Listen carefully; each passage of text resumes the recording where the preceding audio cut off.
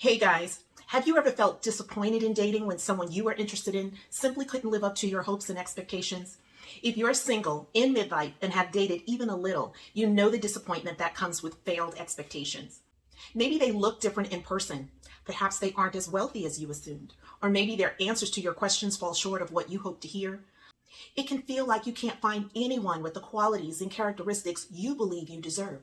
You might wonder, why should I have to settle? I mean, don't I deserve exactly what I want in a partner? And the answer is yes, you do. But you'll most likely need to adjust your checklist to be more realistic. So before you decide to opt out of meeting new people altogether, stay with me. In this video, I'm going to discuss how to develop realistic expectations in midlife dating. One of the most crucial aspects of grown-up dating is learning how to maintain realistic expectations without becoming overly judgmental or cynical. This is particularly important in midlife, as people aren't just seeking love and acceptance. They're bringing history, disappointments, private hopes, and often an unrealistic vision of what they deserve in their next relationship. To make this topic super practical, I'm going to be walking through 6 key areas where unrealistic expectations create disappointments in midlife dating, and how you can set more realistic expectations to lessen those debilitating disappointments. Those areas are perfection, potential, physical ideals, intensity as promise, uncommunicated needs, and effortless love. Let's dive in. Hi, I'm Cathy Bracken, and welcome back to my channel. If you're new here, welcome. I appreciate each and every one of you taking time to drop by and hang out with me for a bit.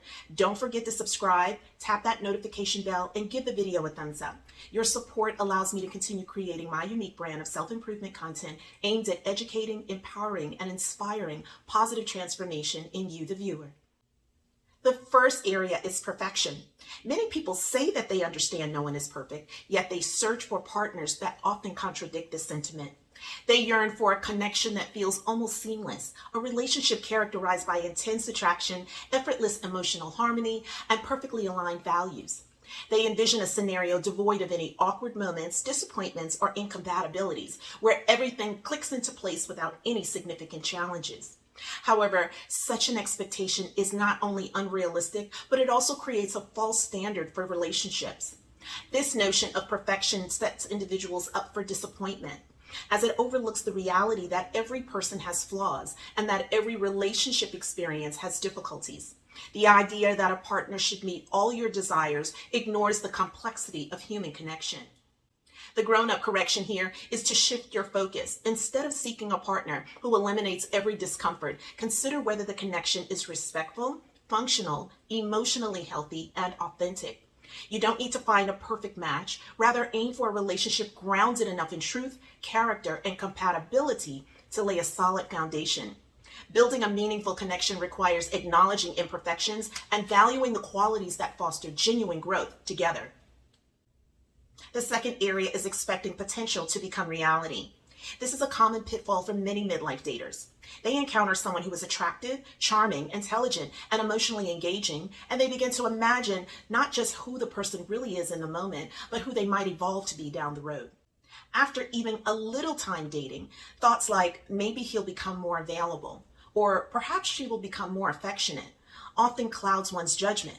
They hope that the inconsistencies they actually see will fade away, that ambiguities will solve themselves, and that the missing pieces will eventually fall into place. However, these fantasies about potential seldom yield realistic outcomes and can set a person up for real disappointment. Grown-up dating isn't about choosing partners primarily for their unrealistic potential and then feeling resentment when reality doesn't match those expectations. A more constructive approach is to ask yourself, if this person remained essentially who they are right now, would this still be a workable relationship for me? This question helps guard against self-inflicted disappointments and encourages a more honest assessment of compatibility. To cultivate a more realistic mindset, it might be helpful to acknowledge that the relationship could have an expiration date. Both partners can agree to date casually until something more promising arises, allowing for honesty about each person's current state and future intentions. By doing so, they can appreciate the connection without losing sight of its limitations. The third area is physical and aesthetic expectations, or physical ideals. This topic requires a delicate balance of honesty and kindness. By midlife, most people are navigating their real bodies, not the fantasy versions often portrayed in media or idealized by society. With age can come weight gain, health issues, hair thinning or loss, wrinkles, lower energy, sleep difficulties, hormonal shifts, and the visible signs of a life well lived over several decades. The goal here shouldn't be physical perfection. Physical perfection is merely a fantasy. Instead, it's more sensible to seek a partner who is reasonably comfortable in their own body, aware of their health, and making genuine efforts towards wellness, vitality, and self-improvement. Equally important is for individuals to reflect on whether their expectations align with their own lifestyle.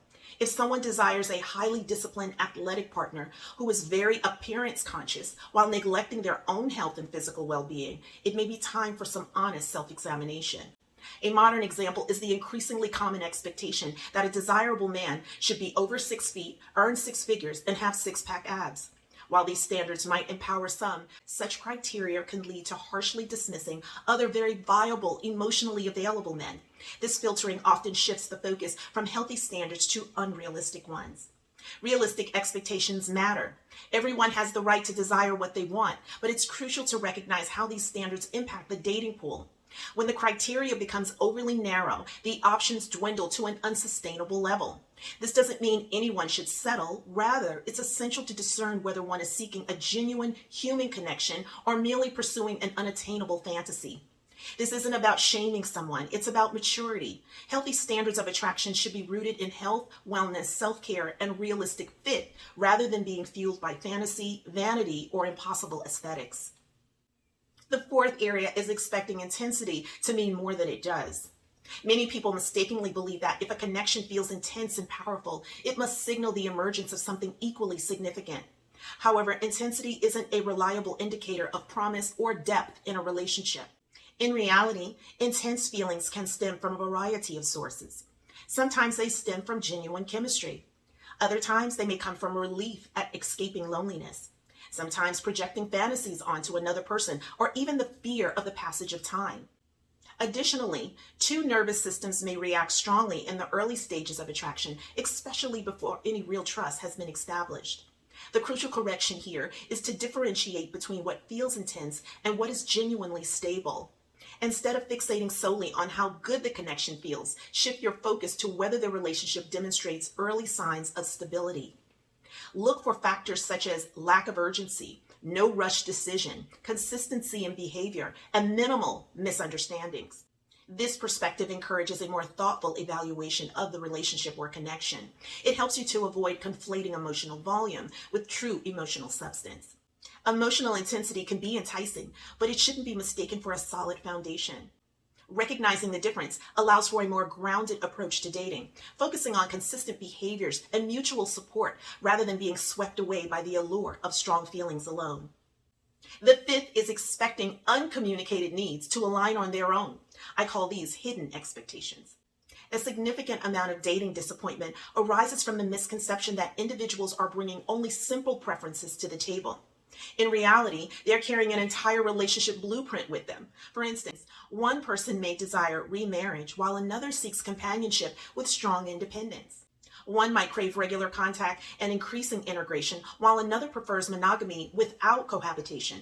One partner may believe that serious interest must be overt and expressive while another assumes that seriousness can develop more subtly. None of these desires are inherently wrong, but the trouble begins when people remain vague about their needs and allow attraction to carry meaning it cannot possibly fulfill on its own. This is why cultivating realistic expectation necessitates open conversation. It doesn't have to happen all at once or under pressure, but there should be enough clarity for both people to understand what kind of relationship they are really discussing. Some of the most crucial conversations in dating are not unromantic. In fact, they serve a protective role, safeguarding both individuals from future misunderstandings and disappointments. The sixth area is expecting love to unfold without discomfort, communication, or effort. Some people hold on to the fantasy that if connection is really right, truly meant to be, everything should feel effortless and natural all the time. They may expect to be understood without needing to explain much, to feel certainty almost instantly, and to move the relationship forward without awkward conversations, adjustments, or the need for repair. However, that is not how adult romantic relationships work. A healthy connection still necessitates honesty, reciprocity, and direct conversation. It requires the ability to tolerate a little uncertainty, embrace differences, and endure some discomfort without immediately concluding that the relationship is flawed. For those who tend to fall in love quickly, the urge to rush into professing feelings can be particularly strong. The excitement of infatuation can lead to the desire to leap into the fantasy of love as soon as possible. Yet it's crucial to resist that impulse. Allowing time for the initial euphoric stage to settle can lead to clearer perspectives and more genuine insights into compatibility. As the fog of infatuation begins to clear, you'll have a better opportunity to evaluate the relationship on its own true merits. A realistic expectation is not that love will be effortless. Rather, it's that a healthy connection will feel workable, mutual, and truthful enough to navigate life together as two imperfect individuals. Understanding that efforts and open communication are integral components of intimacy, romantic relation, and healthy expectations create a more resilient and fulfilling partnership, allowing love to develop in a way that is sustainable and authentic. So let me bring this all together. Realistic expectations are not pessimistic. They are protective. They safeguard you from demanding fantasy while ignoring reality. They shield you from attaching to projected potential and from imposing unattainable physical ideals that few midlifers possess. They prevent you from mistaking intensity for promise and from allowing hidden assumptions to silently dictate the relationship's dynamics. Most importantly, they protect you from expecting adult love to develop without communication, negotiation, or emotional maturity. The goal is not to lower your standards, but it's to make them realistically reasonable. Realistic standards don't ask for perfection. They ask for honesty, effort, and mutuality. Elements you can actually build a lasting connection on. By embracing these expectations, you set the stage for healthier, more fulfilling connections that allow both partners to thrive. Now, if this message is resonating with you and you want to go deeper into the principles and real-life practices behind grown-up dating, my book and companion workbook were created for exactly that purpose. The book helps you understand the framework, and the workbook is like your own personal relationship coach there, asking you questions and presenting exercises to help you apply it to your own patterns, decisions, and relationships. You can get the ebook by itself or both in a discounted bundle right now. Links to both are in the description box below. And if you would like some help developing more realistic expectations in your own dating life so you can stop getting pulled off course by fantasy, pressure, or potential, I also offer one-on-one coaching through my Midlife Dating Reset program. It's a 4-week coaching experience with 4 60-minute sessions, light email support, and practical assignments. And you can find the link to more information also in the description box below. Otherwise, stay with me and keep watching the series because the next video we're going to talk about romance and intimacy in midlife dating. We'll look at emotional intimacy, physical intimacy, affection, sexual chemistry, sexual temperaments, and why pacing matters so much when adults are trying to build closeness without confusion, pressure, or performance. Now, before you go, if this video spoke to you, I hope you'll subscribe, tap the notification bell, give the video a thumbs up, and even hype it if you can. I would really love to hear from you in the comments. Which kind of unrealistic expectation do you think causes the most disappointment in dating? Perfection, potential, physical fantasy, hidden expectations, or intensity?